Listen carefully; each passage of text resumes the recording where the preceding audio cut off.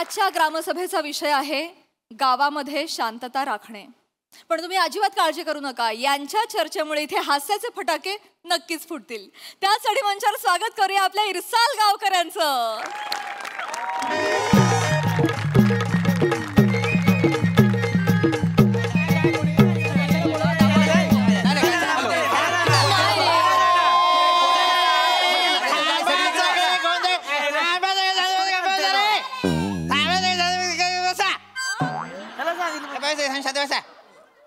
बस प्रत्येक ग्रामसभेची सुरुवात गोंधळानेच करायला हवी असं लिहिलंय का? नाही गधड्यांनो, मूर्खा.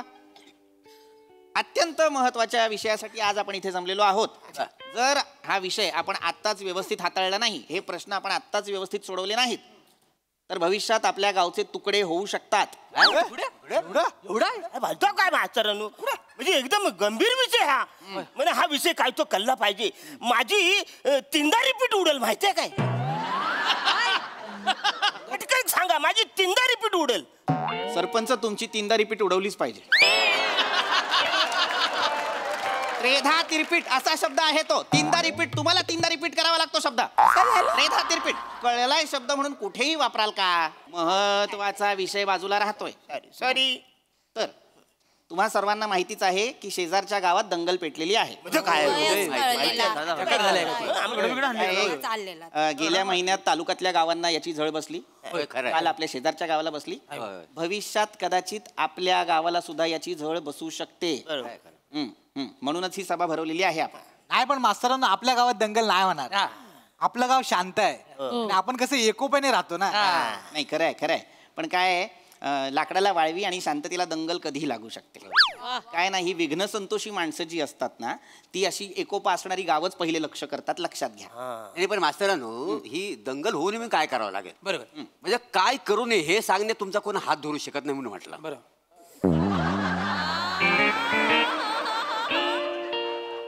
Complement compliment compliment compliment. काय करू नये असं सांगण्यात तुमचा कोण हात धरू शकत नाही म्हणून विचार. तर सगळ्यात महत्वाचं म्हणजे रागावर कंट्रोल करा. रागावर. आणि महत्वाचं म्हणजे कर्तृत्व चिमूटभर पण दादागिरी गावभर ही वृत्ती सोडा. सतत छोट्या छोट्या भांडणांवरून कलह करू नका. तर ही दंगल होऊ नये यासाठी आज आपण काहीतरी नियोजन करायचं आहे. सगळ्यात महत्वाचं म्हणजे अजिबात भांडू नका. भावना भडकेल असं काहीही करू नका. त्या सगळ्यांना तुम्ही सुद्धा मोरे. नाही, मी आता सगळं सोडून दिलंय. मी आता ते फालतूगिरीमध्ये नाही आहे. ते काय झालं होतं, मी त्या दिवशी रात्री बसनी प्रवास करीत होतो. ते नेमकी भावना तिला हलूच कोची काढली मी. काय झालं, रात्रीचं 12 वाजलं होतं. मला वाटलं मी तिला दिसणार नाही. दिसलं कसं? काय झालं, माझी तुकतुकीत कांती ना, ती रेडियम सारखी चाकाकते का नाही. त्याच्यामुळे काय झालं, मी चिमटा काढला हलूच, पण तो तिच्या नवऱ्याला दिसला. मी चकचकीत ना, रेडियम सारखा. नवऱ्यानंच नाही, अख्खी जो बस मध्ये लोक होती ना, त्यांनी मार मार मला मारली. आम्ही होतो तिथे. वासाडे ना होतो, मग सोडवलं काय नाही, मारायला होता. चुकता. कसला योकोबा राहणार, कसला योकोबा राहणार. थांबा थांबा थांबा थांबा मोरे. भावना म्हणजे कुणी स्त्री नाही. नाही काय? नाही. मग माझा काही संबंध नाही त्याची. भावना, भावना म्हणजे आपल्या इमोशन्स, फिलिंग्स, अस्मिता, त्याच्याविषयी बोलतोय मी. मुळात कुणाच्याही जातीय, राजकीय, धार्मिक भावना दुखावतील असं येत्या काळात आपण वागायचं नाहीये. आपल्या गावाचं एक वैशिष्ट्य आहे, ते म्हणजे काय? रिकाम टेकडी लोक. अरे गप्पा बस रे बने. गावाचं वैशिष्ट्य आहे विविधतेत एकता. त्याला गालबोट लागेल असं काहीही वागू नका. कळलं? आणि महत्वाचं म्हणजे कुठल्याही अफवांवर विश्वास ठेवू नका आणि त्या अफवा पसरवू नका. नाही तर काय, मागच्या टायमाला ह्या लोकांनी सगळ्यांनी अफवा उठवली की गावामध्ये मगर शिरलेली आहे. बरं, गावात मगर शिरले, हे सगळं वसडे माझ्या घरात आलं काटे घेऊन मला मारायला. मास्तरांनो माझे उत्तर आहे, चूक यांची आहे. काय? हे उपडी झोपतात ना, लांबून असं वाटतं मगर झोपले. काय करत? आणि मास्तरांनो, आम्ही चादर वर करून बघितलं तर आम्हाला खवले दिसले. आम्ही चादर न काढता ताण करायला सुरुवात केली.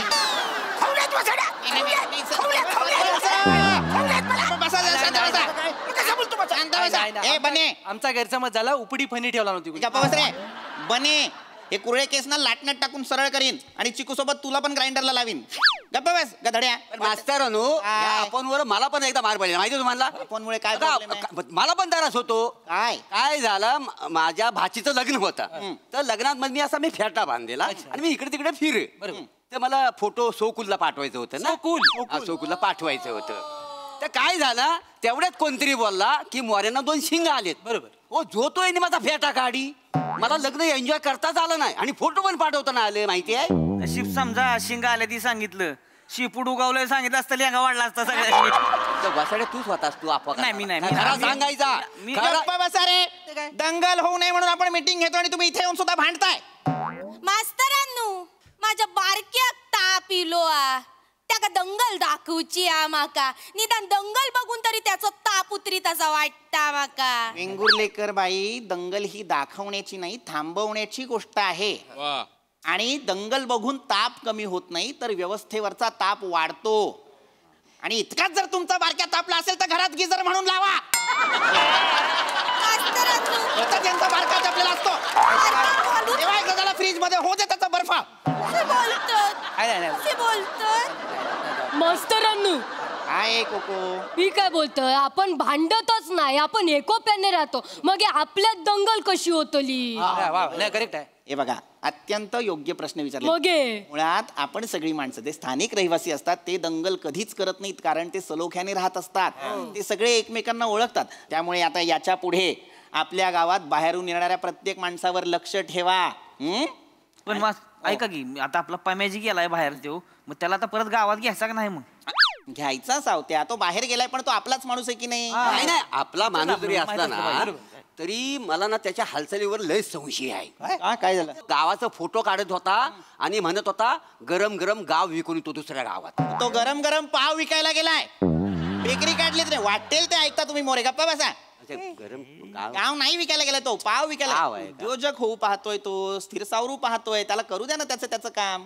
मास्तरांनो मला एक प्रश्न पडलाय. बोल, बोल. आता पम्या तिकडे बाहेर गावी गेलाय म्हणजे त्यांच्यासाठी तो बाहेरचा आहे मग त्याला त्यांनी मारलाली मग. हे तोपर्यंत का आपण बघत बसायचं काय. त्याला मारायचं आपण त्या गावातल्या लोकांना मारायचं कळलं काय. पोकळ बांबू घेऊन तिकडे फटको येते का ना. मी तर ट्रॅक्टरच काढतो ना अंगरडीला उखडू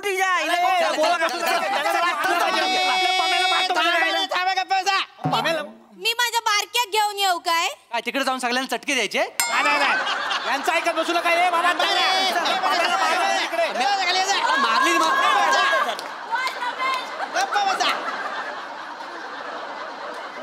हेच तुमच्या लक्षात येत नाही. बघा तुम्ही काय करताय ते. तुम्हाला कोणी सांगितलंय की पम्याला त्या गावातल्या लोकांनी मज्जाव केलाय. निर्बंध लावलाय का त्याला गावात येण्यापासून. नाही. तो त्याचे पाव विकायला गेलाय की नाही. मग आता तुम्ही पेटला असतात खवळला असतात आणि गेला असतात हिंसा करायला तर त्या गावची माणसं शांत बसणार होती का. त्यांनी तुम्हाला मारलं असतं. त्यातून काय झालं असतं. आणखीन एक दंगल पेटली असती. हे लक्षात ठेवा. दंगलीच्या मागचं सगळ्यात मोठं कारण हे छोटी शंका आणि मोठी अफवा असते. बरोबर आहे. वा वा वा. बरोबर आहे, बरोबर आहे, मास्तरांनो. मी सांगितलं म्हणून आम्हाला हे सगळं कळलं. आता आम्ही काय करणार नाही. आमचं आम्ही कसं काळजीपोटी बोलवतो कसं पम्या आमचा माणूस आहे. आणि आणखीन एक महत्वाची गोष्ट म्हणजे काय आता बाहेरून जे कोणी लोक आपल्या गावात येतील. आता आपलं गाव पर्यटन स्थळ आहे त्यामुळे अनेक लोक येतील. त्यांना आपण निर्बंध नाही लावायचे पण त्यांच्यावर बारीक लक्ष ठेवायचं. त्यांच्या हालचाली संशयास्पद वाटल्या त्या कळवायच्या इतरांना. आणि हे जे तुमच्या व्हॉट्सअपवरती अनेक मेसेजेस येतात फोटो येतात व्हिडिओज येतात त्या प्रत्येकावर विश्वास ठेवायची गरज नाहीये. दंगलीचं हे सुद्धा एक मुख्य कारण आहे. हल्ली काय झालेलं आहे तंत्रज्ञान खूपच प्रगत झालेलं आहे. बरोबर आहे. त्यामुळे AI आलेला आहे. हा तुम्ही सांगितलं त्याच्यावरती मी सांगितलं होतं AI म्हणजे काय. डीप फेक आलेला आहे मॉर्फिंग आलेला आहे. त्याच्यामुळे मॉर्फिंग म्हणजे काय. हा मॉर्फिंग म्हणजे जे फोटो असतात किंवा व्हिडिओ असतात त्याचं मूळ स्वरूप बदलायचं. हो असं होतं. म्हणजे मूळ स्वरूप बदलायचं म्हणजे उदाहरण द्यायचं तर समजा एखादा फोटो आहे ज्याच्यात गाढव आहे त्या गाढवाचा चेहरा काढून त्याच्यावर सरपंचाचा चेहरा लावायचा. पण मला हेच मूळ चित्र वाटतंय.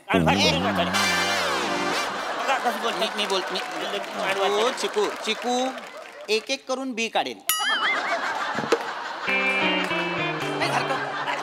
शांत बस. मुळात व्हिडिओ सुद्धा मॉर्फ केले जातात. काय केलं जातं? डीप फेक केले जातात. समजा बनेने काहीतरी छान आपलं वक्तृत्व केलेलं आहे, छान काहीतरी भाषण दिलेलं आहे, पण कुणीतरी सेम त्याच्यासारखा आवाज काढतं किंवा तंत्रज्ञानाच्या सहाय्याने सेम त्याचाच आवाज काढतं आणि त्याच्यात शिवीगाळ किंवा भडकाऊ भाषणं वगैरे बोलली जातात. मग तसे व्हिडिओ तुमच्या व्हॉट्सअपला येतात जे तुम्ही आंधळ्यासारखे फॉरवर्ड करता. हे असं होतं? हो, तर ते करू नका. म्हणजे ह्यानं दंगल घडू शकते? अगदी घडू शकते. ह्याना सांगा ही बारकी सुपारी जॅकेट मध्ये बसलेली तिला सांगा. ऐकतं काय? अहो सकाळी उठल्यापासून अख्ख्या गावात जेवढे व्हॉट्सअपचे ग्रुप आहे ना, हा दलबद्री माणूस ऍडमिन आहे त्याचा. सकाळी उठल्यापासून नुसता गुड मॉर्निंग आणि एक फोटो कुठला तरी सेव्ह केलेला आहे, 4-5 बल्ब काढलेला कुठला तरी फोटो आहे, पेट्टे बल्ब आहेत, त्याचा फोटो पाठवतो आणि त्याच्याखाली लिहितो नासानं काढलेला आपल्या गावचा सुंदर फोटो. आता मला सांगा, नासाला दुसरे कामधंदे नाहीत सकाळी उठल्यापासून? ते काय आपल्या गावाचे फोटो काढत बसतील? अहो तालुक्याच्या नकाशावर आपलं गाव दिसत नाही तर चंद्रावरनं दिसेल? हा खुला माणूस आहे एक नंबरचा. मी सांगतो, हा जर चंद्रावर असताना तर नील आर्मस्ट्रॉंगने पहिला ह्याच्यावर पाय दिला नसता आणि मग चंद्रावर दिला नसता. खुला माणूस आहे. तो देल किंवा नंतर देल, मी आधी तुझ्या त्याला कशाला बोलताय? बरोबर बोलतोय तो. काय बोलतोय बरोबर? मास्तर नुसतं फोटो तर नाही, हे बॅनर पण लावतात. नाही तर काय? लोकांना चितवणारे बॅनर लावतात आणि त्यावर काय लिहितात? आम्हाला हात लावून तर दाखवा. दुसरा बॅनर लावला होता, आमच्या नादाला लागायचं नाही. नाही तर काय गरजच नाही ना या बॅनरची. आणि हा सावता आहे ना, तो बॅनर वाचून डायरेक्ट मारायला येतो. मूळ मुद्दा काय त्याला माहितच नसतो, पण पहिलं मारायला येतो आम्हाला. का बॅनर काय आम्हीच लावतोय? तुमच्या पाठी नव्हतं लावलं बॅनर. तुम्ही लावता आधी. काय लिहिलं होतं बॅनरवर? मारली लात पेटवीन वात. बरोबर आहे. पेटोवर तू पेटव की तुम्ही पहिले असं का बरं लिहिलं होतं? तुम्ही आधी लावता.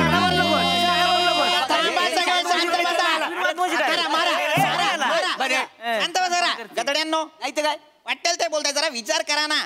काय काय चाललंय तुमचं? बॅनरबाजीसाठी भांडताय तुम्ही मूर्खांनो. याचा साधा विचार करा. जो लोकनेता आपल्या परिसरासाठी, आपल्या समाजासाठी काम करतो त्याला ते दाखवायची गरज नसते, ते दिसत असतं. जो काम करत नाही तो बॅनरबाजी करतो. हे विसरून चालणार नाही. आजपर्यंत दंगली इतिहासावरूनच झाल्यात, विज्ञानावरून नाही.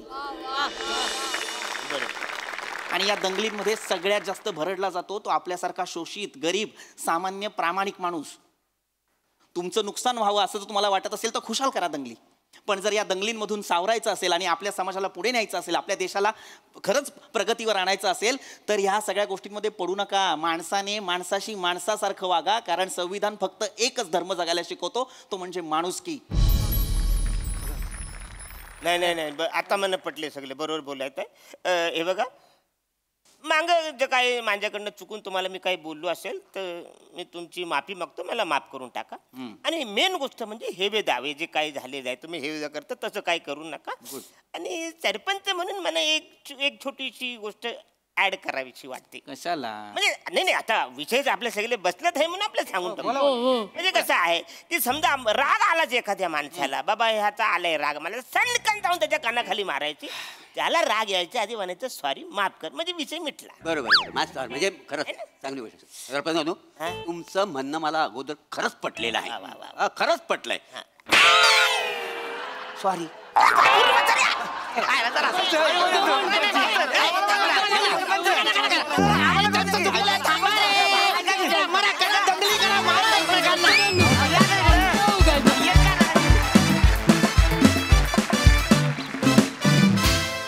क्या बात है. अतिशय महत्वपूर्ण भाष्य केलं गेलं या स्किटमधून. थँक्यू सो मच हा विषय इथे सादर केल्याबद्दल. हा सर रसिक प्रसाद दा. फॅन्टास्टिक, अप्रतिम विषय होता आणि तो जितका ज्वलंत तितक्याच तो दाहकतेने मांडला जाणं गरजेचं होतं. तो त्याच दाहकतेने मांडला गेला, त्याबद्दल तुमच्या सगळ्यांचं कौतुक. विशेष कौतुक श्रमेश तुझं, तुझ्यासाठी स्पेशल टाळ्या. अत्यंत प्रभावी आणि खतरनाक डायलॉग्स तू या प्रसंगात लिहिले होतेस. फार म्हणजे असं पटत होतं, पेटायलाही होत होतं ऐकताना. फार ताकद आहे तुझ्या लेखणीत श्रमेश, अप्रतिम.